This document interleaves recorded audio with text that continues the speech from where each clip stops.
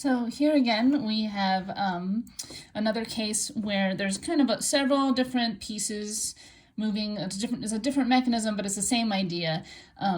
We have the cargo box of a food delivery truck, has some mass, and it's elevated by a couple, but it's someplace else, and it's lifted up. And we want to determine the acceleration of the box for a given in terms of h for a given value of m, and it says neglect the mass of the limbs, the links again here, so we're going to ignore those.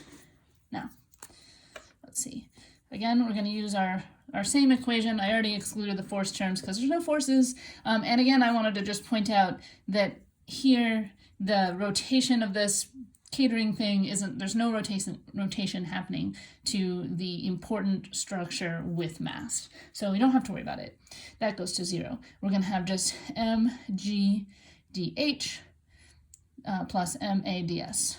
And we just have to make sure that we understand what all those terms mean. So the theta that we care about is going to be how whatever this m is rotating, it's going to be rotating some theta, so it's this theta here that I kind of drew in. It wasn't originally defined in the problem, but I figured it would help me kind of keep my math straight.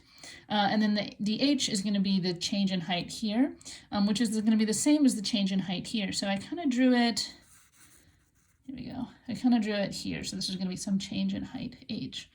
And now the ds that we're talking about, that's actually also dh, so because it's accelerating upward here. All right, so now we can calculate what those are because this has some length 2b, and so we know that the height is going to be equal to the sine, and so if you took the derivative, you could get the cosine. Or you could kind of draw this out here, right, that this little change right here, like if you changed theta, if you increased it in some amount, now you're going to be moving that link from here to here. And so this length of this change is going to be 2b d theta, and now you need the component of that that's vertical, so you need to calculate where those thetas are going to be.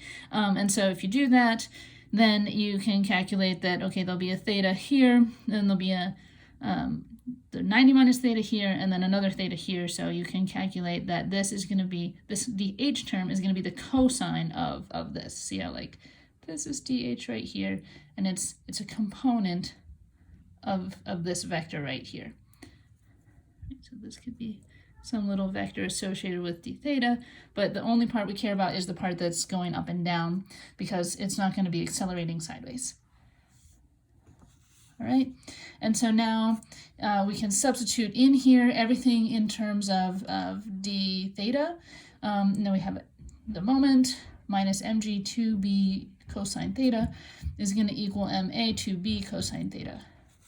And now we're going to start dividing those things out, and we can get the acceleration, what do they ask for? The acceleration in terms of h. Okay, so we're close, because we have the acceleration in terms of theta, so we're just going to need to do some geometry, and if we just look at this as a triangle, right, where, like, this is h, and this is 2b here, and then this along the horizontal down here, that would be the cosine of 2b. Then we can write a Pythagorean theorem here. And I did kind of look ahead to see, like, what format they wanted it in, because now you can solve all that for cosine theta, and then that will give you the correct answer after enough substitution. So you can see, like, solving this, and this becomes 1, so that's this, and then you could put the squared around both of those, and then you have minus g, that's the same already.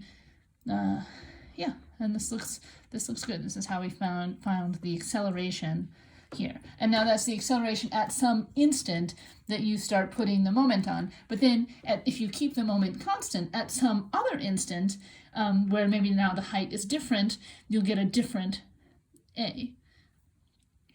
All right, thanks.